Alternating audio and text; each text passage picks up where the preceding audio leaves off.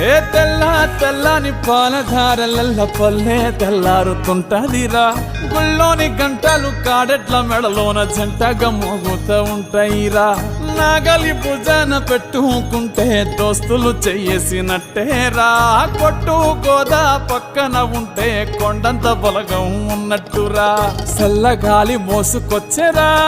సేను శిలకల ముచ్చట్లు దారి పొడుగు చెట్ల కొమ్మలా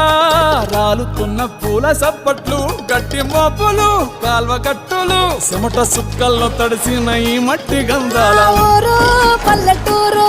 దీని తీరే అమ్మ తీరు రంగులోన దాసి పెట్టి కొడుకుకిచ్చే